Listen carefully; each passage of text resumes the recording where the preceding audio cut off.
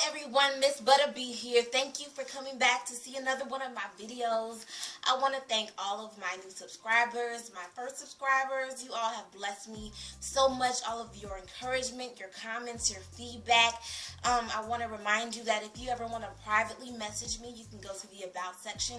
And I think that's where there's a link or a button where you can inbox me with a private message. If you're not comfortable saying something in the comment section of any of my videos, I'm here. I look forward to hearing from you. Today is the first video of a series. I think it's only going to be 2 parts, called Why Aren't You Flying? Right? And this series is based around one of my favorite scriptures, Isaiah chapter 40 verse 31, actually 29 through 31 is really good, but I'm going to focus on 31, and it says, "But those who hope in the Lord will renew their strength. They will soar on wings like eagles. They will run and not grow weary. They will walk and not be faint." My absolute favorite part of that is they will soar on wings like eagles. Those who hope in the Lord will have renewed strength, and they will soar on wings like eagles. I don't know about you, but as a child, whenever they asked if you wanted to have a superpower, the thing that I always said was flying. That was just the most amazing idea. I love birds. We had birds growing up. I had parakeets. And so, even though they didn't fly, it was in the cage. Okay, maybe that was irrelevant. Anyway, I love the idea of flying. My favorite thing to do was go to the park and swing, and I would go as high as I could and just pretend that I was flying. And even now, if PA would remember that it was springtime and not still wintertime, when it gets warm, I will go back to the park and get on the swings, because it's something I love to do. When I'm on a plane looking out on the clouds, I'm completely amazed. There is a sense of peace, a sense of joy, and just, I don't know, my heart is settled when I'm on swings or in the air, and that just idea of flying. And that joy and that peace and that happiness, that is exactly what God promises if we dedicate our lives to having a relationship with Christ. So, as Christians, we're supposed to be free. We're supposed to fly. We're supposed to have that joy of just flying. And one of my favorite rappers, lyricists, poets, whatever you want to call him, he's all of the above. His name is Propaganda. He has a poem called Too Creative. And he starts it by saying, you know, someone told him he was too creative, that he wasn't reaching, he wasn't Christ-centered enough in his message, and he wasn't reaching the type of people that people thought he should be, right? And just throughout the whole poem, he's like, he knows who his father is, he knows the word, he knows his plan, so he's not afraid, he's not worried about being anything other than what he knows he's called to be. And so it allows him to have this courage to go out and do things that people are surprised that he's doing. And at the end of the poem, he says, "I was told I was too creative." And I might be misquoting, but it's my favorite part. He's like, "I was told I was too creative, but it is because I have no excuse for fear. I should be skating around Saturn, looking down at satellites flying." And he ends it by asking the audience, "Why ain't you flying?" So today and next week, I want to talk about some reasons that we aren't flying. Why aren't you flying? So worry and fear, to some extent, are some of my personal biggest convictions. They are the things that really have been obstacles. The spirit of fear and the spirit of worry are really the things that have been obstacles in my relationship and growing in God. And I've come a long way, but I want to share this because I know I'm not alone. I've had anxiety issues for a very long time, since I was about a teenager, which has caused paranoia. I'm always wondering if something bad is going to happen to my loved ones or my family members, to the point where they know not to call me early in the morning or late at night, or word certain text messages a certain way, because I'm going to think, oh, they're calling me or texting me to tell me something is wrong. Those are triggers. And I can trace it back because growing up, there's been a lot of deaths that have come unexpectedly to people around me, to people in my family, and I think that has kind of rested with me Also in how I handle my day-to-day, as far as being in school, with jobs or whatever.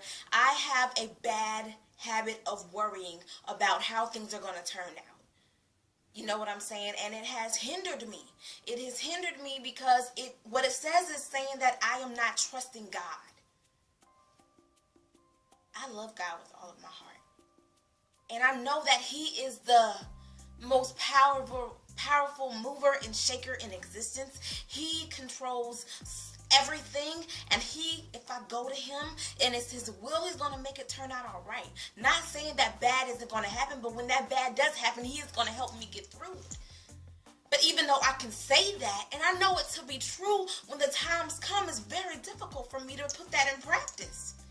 And I'm going to be honest, that has been my biggest struggle. I have suffered from anxiety attacks because I have worried so much or been so afraid of how something is going to turn out.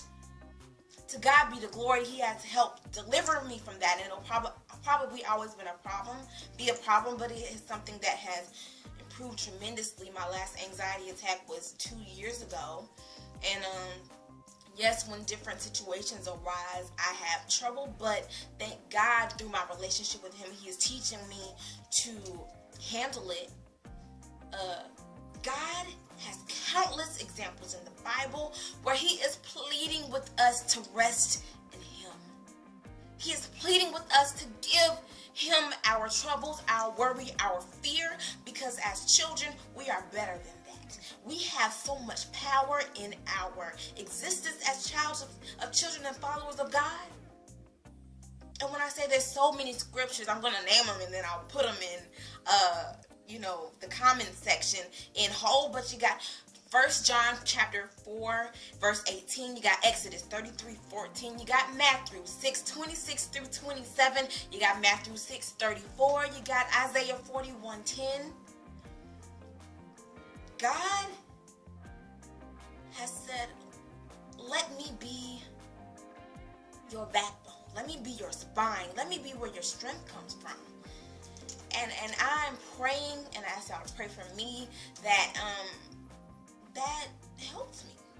That I am delivered from that. Because when we worry so much and we have so much fear, it gets in the way of us achieving and doing what God is calling us to do.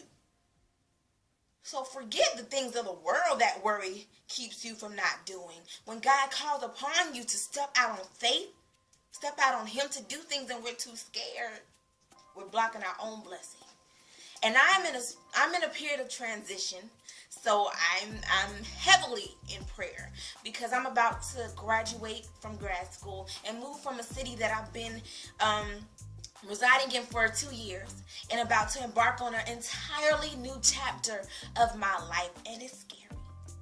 The uncertainty of what's next is scary. But I thank God because slowly and surely as I submit to Him, I'm able to see where He's putting me and where He wants me to go and what He wants me to do. And my mother is always telling me, Brittany, your faith is so strong. Why are you getting upset? Why are you stressing yourself out about these small things when you have such a big God? And that is so true. Think about something you're worried about next week or tomorrow. And then think about how many tomorrows that you were worried about that are now your yesterdays. And that tomorrow that you were worried about, God got you through it. It might have been hard, but He got you through it. And He might have surprised you, and it might have been nothing. You're like, oh, why was I worried about that? So, this week, I just ask for you to pray that you do a better job, if it's a problem for you, of submitting to God and giving your problems to God. I pray that for you with all of your heart as I pray that for myself, because the times that I do it, the peace and the joy that I have, you can't tell me I'm not flying. Because I'm chilling while I was about to say my big homie. I call God my big homie. Someone said I shouldn't address him like that, but I don't know. Y'all tell me. But when I submit to God and I give Him my worry, I give Him my fear, and I go after things that I want, or I rest in Him and know that he's going to take care of things, the peace and joy that I have is so much better. I'm chilling while the big homie is taking care of it. And it is a beautiful, beautiful, beautiful thing. So, make sure to tune in next week for the part 2 of Why Aren't You Flying. Until next time, this is MissButtahB. Peace and blessings.